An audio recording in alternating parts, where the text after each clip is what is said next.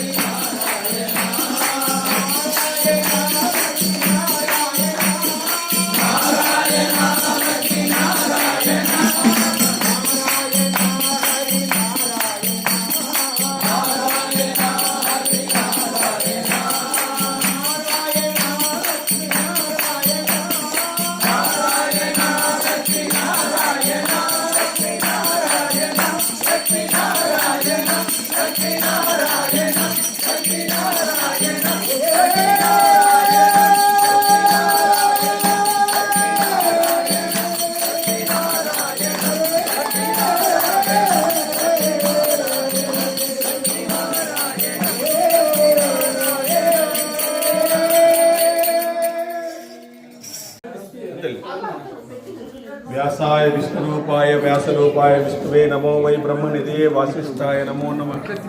गुरुदेवो महेश्वरः गुरु साक्षात् परब्रह्म तस्मै श्री गुरवे नमः। वाल्मीकि प्रार्थना वाल्मीकि मुनिसिंहस्य कविता वानचारिणः शृण्वन् रामकथानादं कोनयान्ति पराङ्गतिं।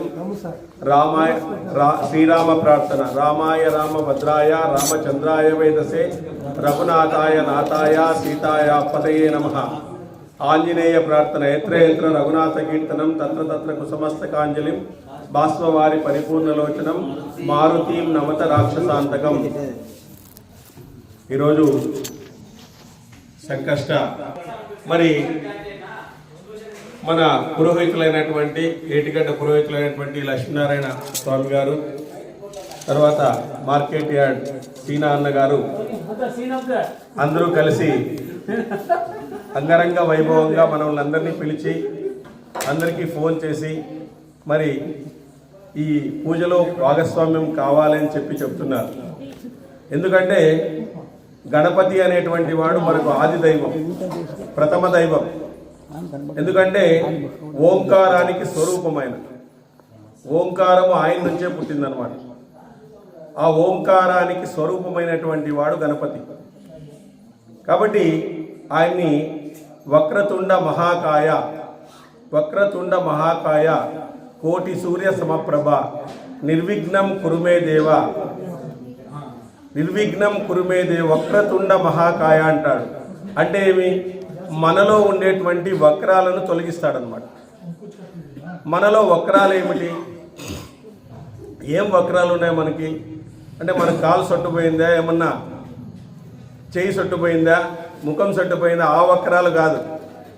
మనలో ఉండేటువంటి కొన్ని వక్రాల వలన మన జీవితం అనేటువంటిది ఏమవుతుంది అంటే అస్తవ్యస్తమవుతుంది. వాటిని గుర్తు చేస్తుంటాడు గణపతి.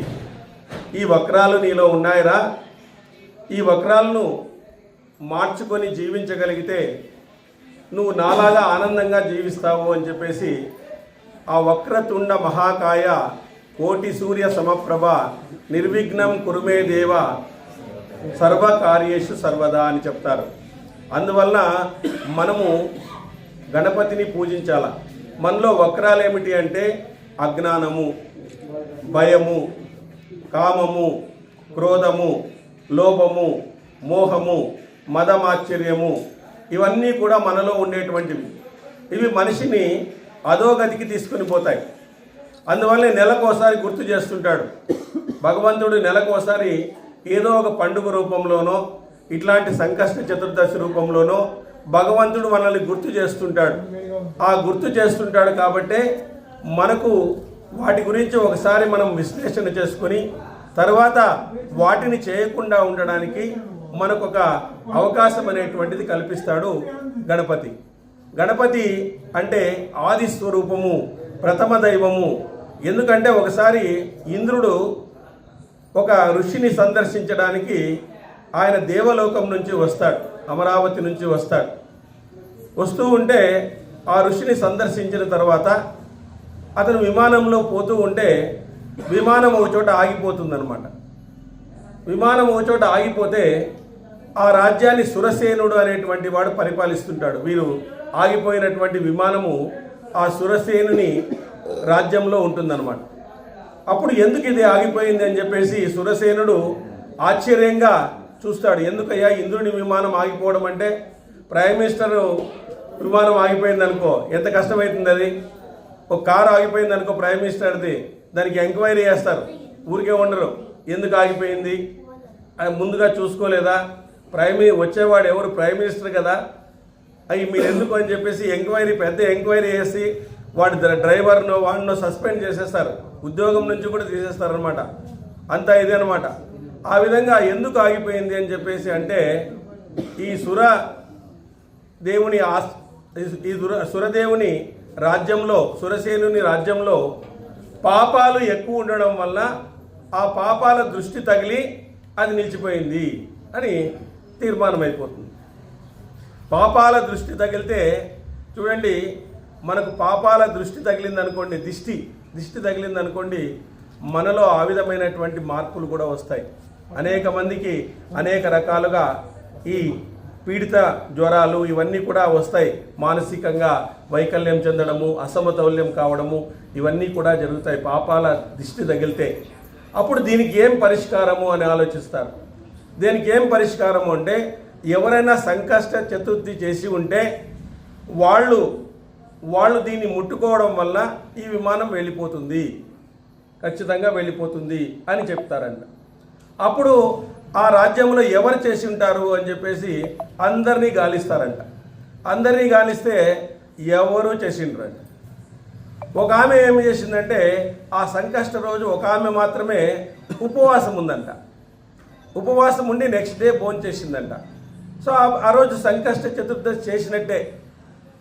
ఎందుకంటే మనం పూజ చేయకపోయినా పూజా విధానాన్ని మనం పాటిస్తే ఖచ్చితంగా మనము సంకష్ట చేసినట్లే. కాబట్టి ఏమైపోయింది, ఆమె నెక్స్ట్ డే చనిపోయిందంట. అదొకటి ప్రాబ్లం.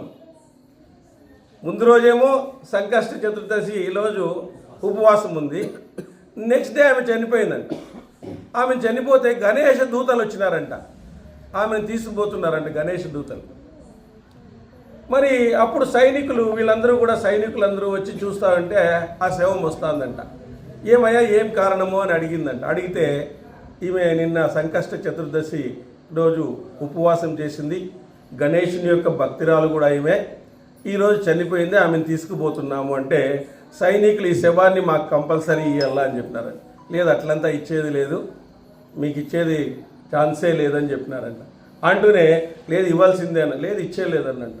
అప్పుడు ఆమెలో నుంచి ఒక గాలి, ఒక వాయువు అనేటువంటిది వీచి ఆ వాయువు యొక్క నీడ, ఆ వాయువు యొక్క స్పర్శ ఇంద్రుని యొక్క వాహనం మీద పడితే ఆ వాహనం పైకి లేచి వెళ్ళిపోయిందంట.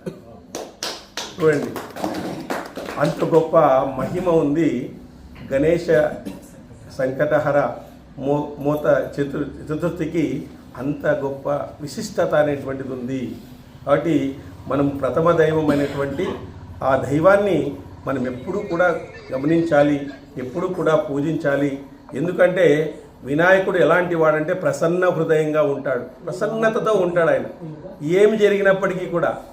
గణేశుడు ఎలాంటి వాడు అంటే ఏదైనా తప్పు చేసినప్పుడు వాళ్ళు తెలుసుకుంటే ఆయన సంతోషిస్తాడంట. ఓసారి బాగా కుడుములు తినిపోతూ ఉంటే చంద్రుడు నవ్వుతాడంట, పొట్ట పగిలిపోయిందని చెప్పేసి. తర్వాత చంద్రుడు వచ్చి క్షమాపణ చేసుకుంటాడంట. చంద్రుడికి శాపం పెడతాడు, ఏమని, నిన్ను చూసిన రోజు, ఆ రోజు ఎవరైతే చూస్తారో వాళ్ళు నీలాప నిందలకు గురి అవుతారు అని చెప్తూనే చంద్రుడు వచ్చి కాళ్ళు పట్టుకుంటాడు. కాళ్ళు పట్టుకుంటేనే డ్యాన్స్ చేస్తా అంటాడు. ఎవడు గణపతి, ఎందుకయ్యా నువ్వు డ్యాన్స్ చేస్తున్నావు అంటే, చంద్రుడు తప్పు తెలుసుకున్నాడు కదా, అందుకోసము నేను డ్యాన్స్ చేస్తున్నాను. నా భక్తులు తమ తప్పును తాము తెలుసుకోగలిగితే నాకు అంతకంటే ఏముంది అని చెప్పేసి ఆ విధంగా ఆయన డ్యాన్స్ చేసేటువంటి వాడంట. సో ఆ విధంగా ప్రసన్న హృదయంతో ఉంటాడు. అనుగ్రహ ప్రియుడు. మనకు ఎన్ని విధాలుగా కావాలంటే అన్ని విధాలుగా సులభంగా మనకు అనుగ్రహాన్ని ఇచ్చేటువంటి వాడు. ఎందుకంటే అయ్యప్ప, గణపతి వీళ్ళిద్దరూ కూడా పిల్లలు ఉన్నట్లు అనమాట. ఇప్పుడు చిన్న పిల్లలు చూడండి, వాళ్ళు మీరు 4 ఏట్లు కొట్టండి, కొద్దిసేపు ఒక మూలలోకి పోతారు. మూలలోకి పోతేనే ఒక 15 నిమిషాల తర్వాత మళ్ళీ అమ్మ దగ్గరికే వస్తారు, కొట్టిన వాళ్ళ దగ్గరికే వస్తారు. అంటే వాళ్ళు ఎట్లా అంటే ఇమ్మీడియట్గా మర్చిపోతారు ఏదన్నా కూడా. మనం అట్లా కాదు. 1984లో వాడు తిట్టిండే, నేను ఇప్పుడు కూడా మాట్లాడినప్ప 25 ఏళ్ళు అయింది వాడు తిట్టి నాకు అని చెప్పి రికార్డు కూడా రాసుకుంటాం డైరీలో. 1984లో మాట నిండి వాడు, అది కూడా గుర్తుపెట్టుకుంటాం అనమాట. మనం అంత ఘోరం మనం అయితే. వీళ్ళు చిన్నపిల్లలు ఎట్లంటే తొందరగా మర్చిపోతారు వాళ్ళు. అట్లాంటి మనస్తత్వం అనమాట. మనం ఏం తప్పులు చేసినా ఆయనకు ఒప్పించేసేసాలు. ఓహో, నా భక్తులందరూ వచ్చినారు కదా, వాళ్ళు తప్పు ఒప్పుకుంటున్నారు, వాళ్ళకు కొంత అనుగ్రహం ఇస్తాము అని చెప్పేసి గణేశుడు ఇమ్మీడియట్గా వాళ్ళకి అనుగ్రహాన్ని ఇస్తాడు. అయ్యప్ప కూడా అంతే. అయ్యప్పలు చూడు, ఇద్దరు కలిసినారు ఈరోజు. అయ్యప్పలు కూడా కలిసినారు, ఇద్దరూ అంతే. వాళ్ళు అనుగ్రహములు ఇచ్చే దాంట్లో ఇమ్మీడియట్గా మర్చిపోతారనమాట. అట్లాంటి అనుగ్రహాన్ని ఇచ్చేటువంటి వాడు. అలాగే ఆంజనేయ స్వామి కూడా అంతే. బుద్ధిస్బలం యశోధైర్యం నిర్భయత్వం మహోగత అజాడ్యం వాక్పటుత్వంచ హనుమస్మరణద్భవేత్ అంటారు. అంటే హనుమంతుని సేవించినటువంటి వాళ్ళు బుద్ధి కలుగుతుంది, బలం కలుగుతుంది. బుద్ధిస్బలం యశో అంటే కీర్తి కలుగుతుంది. బుద్ధిస్బలం యశో ధైర్యం కలుగుతుంది. మనోగత ఆరోగ్యం కలుగుతుంది. అజాడ్యం సోమరితనం పోతుంది. వాక్పటుత్వంచ అంటే వాడు మాట్లాడేటువంటి మాటలు చాలా బలంగా ఉంటాయి. వాక్పటుత్వం అనేటువంటిది ఉంటుంది. ఆంజనేయ స్వామి అలాగా మాట్లాడినాడు. ఆయన యొక్క మాట తీరుకు రాముడు అట్లాంటి వాడు సరెండర్ అయిపోయినాడు. రాముడు అట్లాంటి వాడు చూడండి, ఆయన భగవంతుడు మెచ్చే విధంగా ఆయన మాట్లాడడం అనేటువంటి జరిగిందనమాట. అదేవిధంగా ఎవరిలో గొప్ప క్వాలిటీ ఉన్నప్పటికీ కూడా ఆయన పొగడేస్తాడు. చెడ్డవాడైనా పర్వాలేదు. రావణ్ణి చూసినప్పుడు ఏమనుకున్నాడంటే, చూడయ్యా ఎంత గొప్ప విద్వాంసుడు ఈయన, బ్రాహ్మణుడు ఎంత గొప్ప విద్వాంసుడు ఈయన, సక్రమంగా ఉండింటేగిన ఈ ఒక్క తప్పు చేయకుండా ఉండింటే ఈయన ఇంద్రుని వంటి వాడు, ఇంద్రలోకానికి అధిపతి అయ్యేటువంటి వాడు అని చెప్పేటువంటి వాడంట. చూడండి, అంటే గొప్ప లక్షణాలను కీర్తిస్తాడు. చెడ్డవారిలో ఉన్నా కూడా కొన్ని మంచి లక్షణాలు ఉంటాయి. చెడ్డవారి నుంచి కూడా మనం నేర్చుకోవచ్చు అనమాట. మంచివారి నుంచే కాదు, చెడ్డవారి నుంచి కూడా మంచి లక్షణాలు నేర్చుకునేటువంటి స్వభావము మనకు ఆంజనేయ స్వామి ఇస్తాడు. ఆ విధంగా ఆయన ఇంద్రకుమారుణ్ణి ఇంద్రజిత్తును చంపేస్తాడు. ఇంద్రజిత్తు బ్రహ్మాస్త్రాన్ని వేస్తాడు. బ్రహ్మాస్త్రాన్ని వేస్తే బ్రహ్మాస్త్రానికి కట్టుబడిపోతాడు. ఎందుకంటే బ్రహ్మకు విలువనిస్తాడు, బ్రహ్మకు ప్రాధాన్యత ఇస్తాడు. ఆ విధంగా బ్రహ్మాస్త్రానికి కట్టుబడి రావణుని దగ్గరికి వెళ్ళి, రావణుని దగ్గర ఆయన యొక్క బలాన్ని అంచనా వేసి, ఆ బలాన్ని అంచనా వేయడం ద్వారా దాదాపుగా ఒక 80% వరకు లంకను జయించుకొని వచ్చేస్తాడనమాట. ఇంకా 20% మిగిలిండేది. అందరి రాక్షసుల్ని చంపేస్తాడు. అందరి రాక్షసుల్ని చంపేసిన తర్వాత ఇక్కడ రావణాసురుడిని కొంతమందిని ఇంకా చంపేటువంటి వాళ్ళు, శ్రీరాముడు చంపాలా, నేను చంపకూడదు అని చెప్పేసి ఆ విధంగా వచ్చి ఆ సీత ఉంగరాన్ని ఇచ్చి ఆమె యొక్క చూడామణిని తీసుకుని రావణచంద్రుని దగ్గరికి వెళ్తాడనమాట.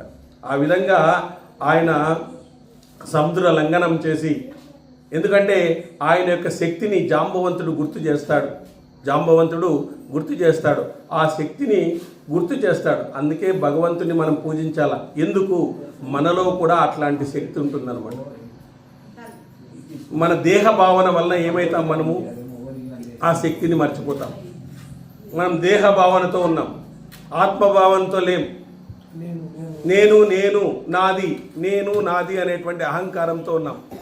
ఎప్పుడైతే నేను నాది అనేటువంటి అహంకారం పోతుందో భగవంతుడు నీకు గుర్తు చేస్తాడు. ఏమని? నీలో శక్తి ఉంది, నువ్వు గొప్ప భక్తుడు కాగలవు. లేకపోతే మరి చూడండి, వీళ్ళిద్దరు ముగ్గురు ఇక్కడ నలుగురు కూర్చున్నారు, 5 మంది కూర్చున్నారు. వీళ్ళు ఈ 5 మంది ఒక వారం రోజులు 280 కిలోమీటర్లు నడిచినారు, అలవోకగా నడిచి వచ్చినారు. ఎంత గొప్ప భక్తులు మనకు చూడండి.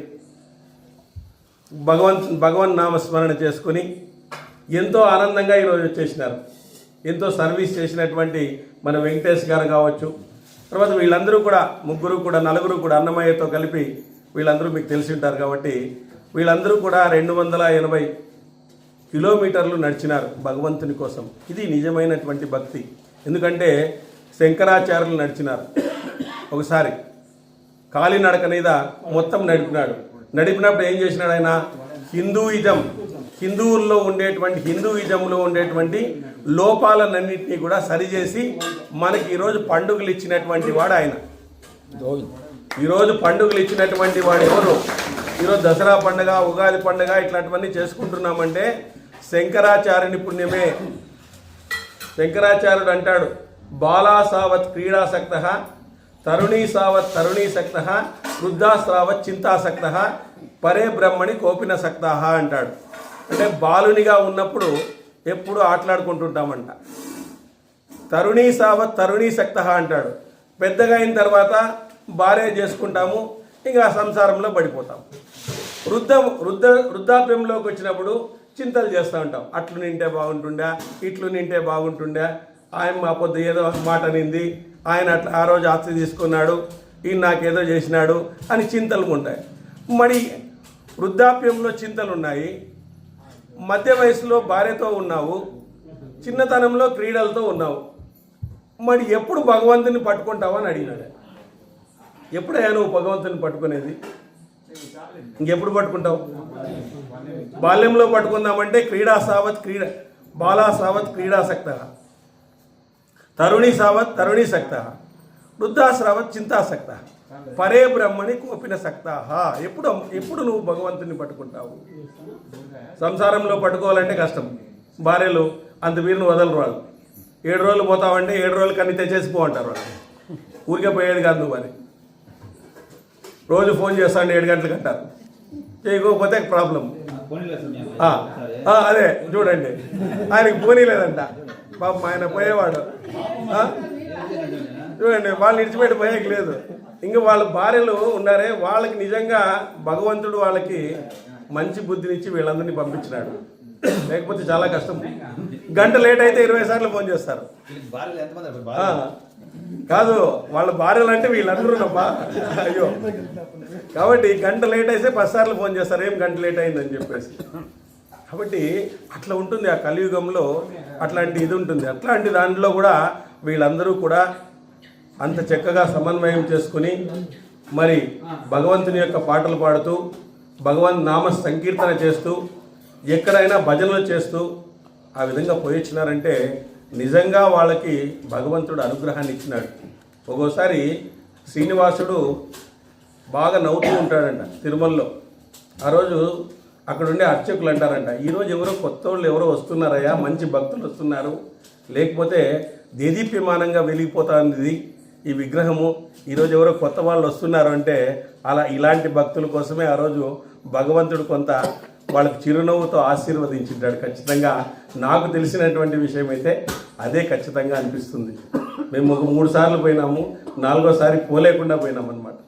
కానీ వీళ్లకు 7 సార్లు 8 సార్లు పోయేటువంటి అవకాశం వచ్చింది. మరి పోతూ ఉన్నారు, అది జరుగుతుంది ఆ సేవ అనేటువంటిది. సో ఇట్లాంటి అద్భుతమైనటువంటి కార్యక్రమాల్లో మనమందరూ కూడా ఇట్లాంటి మధుర స్మృతులను పంచుకోవాలి. ఒకరికొకరు పంచుకోవడం ద్వారా, ఆ విధంగా మన యొక్క కుటుంబాన్ని పెంచుకోవడం ద్వారా ఈ భగవంతునికి నిత్య కైంకర్యంగా ఇవన్నీ మనం చేయగలగాలి. ఇవన్నీ చేయగలిగితేనే మానవ జీవితం అని ఏదో తినడము, పడుకోవడము, ఏదో తిరగలాడము ఇదే కాదు జీవితం అంటే. ఇలాంటివన్నీ ఉండాల.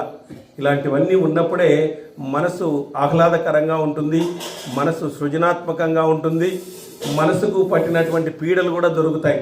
ఇప్పుడు మనసుకు పట్టిన పీడ దొరికితే చాలైపోయింది. అదే మనసును మార్చుకోవడమే ఆధ్యాత్మికతలో చెప్పేది. ఏమంటే ఇవన్నీ వినడం వల్ల నువ్వు మనసును మార్చుకోవాలి. ఆ మనసును ఎప్పుడైతే మార్చుకుంటావో భగవంతుడు నీ వైపు తిరుగుతాడు, లేదా నువ్వు భగవంతుని వైపు పూర్తిగా తిరుగుతావు. నీ మనస్సు ఆత్మ వైపు తిరుగుతుంది. ఎప్పుడైతే ఆత్మ వైపు తిరుగుతుందో అప్పుడు నీకు ఆనందం కలుగుతుంది అనమాట. ఆత్మానందం కలుగుతుంది అంటారు. ఆ ఆత్మానందం కలిగేటువంటి వరకు ఇట్లాంటి భజనలు చేయాల్సిందే, ఇట్లాంటి పాదయాత్రలు చేయాల్సిందే, ఇట్లాంటి సంకష్ట చతుర్థి చేయాల్సిందే, ఇట్లాంటి పూజల్లో పాల్గొనాల్సిందే. ఇవన్నీ చేస్తూ చేస్తూ చేస్తూ ఉంటే మనసు ఏదో ఒక రోజుకి బుద్ధి చెప్పినటువంటి మాటను వింటుంది. బుద్ధి ఆత్మ వైపు ప్రయాణించి నీ స్వస్వరూప స్థితిని కలిగిస్తుంది. కాబట్టి అట్లాంటి దానికి మనకు వరాలు ఇచ్చేటువంటి దానికి అయ్యప్ప ఉన్నారు, తర్వాత గణపతి ఉన్నారు, మనకు ఆంజనేయ స్వామి ఉన్నారు. ఆంజనేయ స్వామి ఎంత వీరుడో అంత సహనశీలి, అంత సహనం కలిగినటువంటి వాడు, అంత వినయ సంపద కలిగినటువంటి వాడు, అంత సహనం కలిగినటువంటి వాడు. వినయము సహనము రెండూ ఉంటే ప్రపంచంలో దేన్నైనా కూడా సాధించవచ్చు అని చెప్పినటువంటిదే ఆంజనేయ స్వామి. చూడండి, రాముని దగ్గర, సీతమ్మ వారి దగ్గర వినయంగా ఉండేటువంటి వాడు, సహనంగా ఉండేటువంటి వాడు. ఎట్లా? తనకు అవకాశం వచ్చేంత వరకు అతను సముద్రాన్ని దాటుతాను అని చెప్పలేదు ఏ రోజు కూడా. తనకు అవకాశం వచ్చేంత వరకు వెయిట్ చేసినాడు. జాంబవంతుడు చెప్పే వరకు ఆయనకి సముద్రం దాటుతాననే నమ్మకం లేదు. కానీ జాంబవంతుడు గుర్తించి ఆ విధంగా సముద్రాన్ని దాటడానికి నువ్వే గొప్పవాడయ్యా, నువ్వు వాయుదేవుని యొక్క కుమారుడవు, నువ్వు గరుత్మంతుని లాంటి వాడవు, నువ్వు తప్ప ఎవరూ చేయలేనిది, మేమెవరూ కూడా సముద్రాన్ని దాటినా వెనక్కి వచ్చేదానికి చాలా ప్రాబ్లం అవుతుంది, మీరు మాత్రం దాటగలరు అని చెప్పేసి ఆ విధంగా వాయు వేగంతో వెళ్ళి సీతమ్మ వారిని దర్శించి ఆ గొప్ప విషయాన్ని, ఆ సీతమ్మ వారిని గురించి నా సమాచారాన్ని రామునికి చేరవేసినాడు. కాబట్టి ఈరోజు ఆంజనేయ స్వామి రాముడు ఉన్నంత వరకు, రాముని పేరు ఉన్నంత వరకు మనము ఆంజనేయ స్వామిని గుర్తుపెట్టుకుంటాం. అన్నమాచార్య ఉన్నంత చూడండి, వెంకటేశ్వర స్వామి ఉన్నంత వరకు అన్నమాచార్యని గుర్తుపెట్టుకుంటాం. కాబట్టి మనము ఆ భగవంతుడు ఉన్నంత వరకు వాళ్ళ భక్తుల్ని ఎప్పుడూ గుర్తుపెట్టుకుంటాం అన్నమాట. ఆంజనేయ స్వామిని రాముడు ఉన్నంత వరకు. అందుకే ఆంజనేయ స్వామి లాస్ట్లో అందరికీ మీకు స్వర్గం ఇస్తాను, మీకు వైకుంఠం ఇస్తాను అని చెప్పినాడు. ఆంజనేయ స్వామికి నీకేమి ఇవ్వాలయ్యా, నీకేమీ ఇవ్వలేను అని చెప్పినాడు. అప్పుడు ఆంజనేయ స్వామి ఏమన్నాడంటే, స్వామి మీరు మీరు మీరు అయోధ్యకు మాత్రమే పరిమితము, మీ నామము సర్వలోకాలకు అపరిమితం కాబట్టి మీ నామం ఎక్కడుంటుందో అక్కడ నేను ఉంటాను అని చెప్పినాడు. అందుకే ఆంజనేయ స్వామి గుడిలో ఏమి జరిగినా కూడా ఆంజనేయ స్వామి ఏదో ఒక రూపంలో వచ్చి కూర్చుంటూ ఉంటాడంట. ఆంజనేయ స్వామి ఏదో ఒక రూపంలో రాముని గురించి పొగుడుతూ ఉంటే, ఆంజనేయ స్వామిని గురించి పొగిడితే ఆంజనేయుడు ఒప్పుకోడు, ఆయనకి రాముని గురించే పొగడాలండి.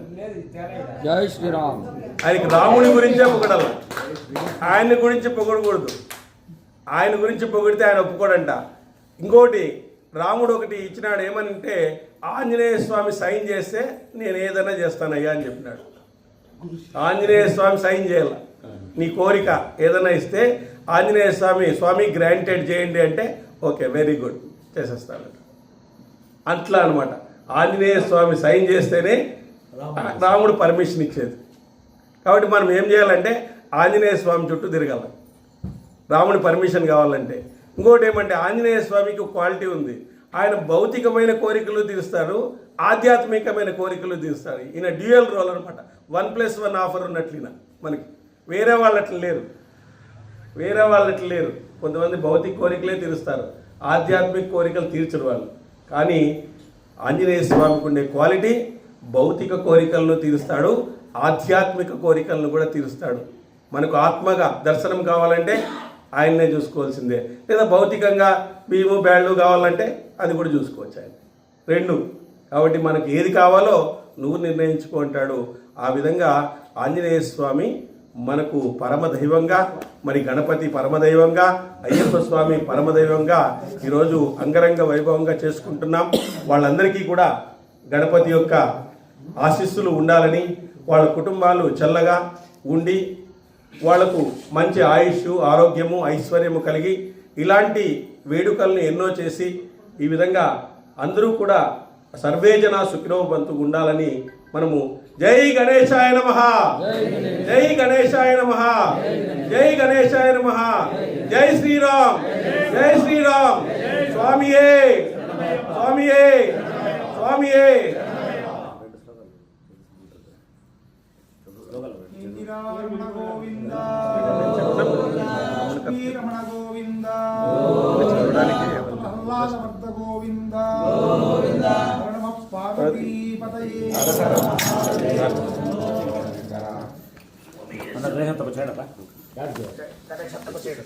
ఆభరణార్థం అక్షితాపయామి ఆభరణార్థం అక్షతాపయామి అలంకరణార్థం వజ్రాక్షయామి వజ్రాక్షయామి కుంకుమ సమర్పయామి. పైన ఎక్కువైందండి. సమర్పయామి సింధూర సమర్పయామి గంధద్వారాబ్దరాశనం ఈశ్వరీగం సర్వభూతాని గర్భచ్ఛేదే మహా ఇంద్రశ్రీమాయ మహా హేరంభాయ మహా బ్రహ్మమిత్రమాయ మహా కాలాయ మహా గ్రహపతే మహా కామినీ మహా సోమసౌరభ్యలోచనాయ మహా పాశాంశ ధరాయ మహా చండాయ మహా గుణాతీతాయ మహా నిరంజనాయ మహా అకలంశాయ మహా స్వం సిద్ధి సప్తాయ మహా వీరపూర్ణాయ మహా అవ్యక్తాయ మహా గజనే మహా వరదాయ మహా.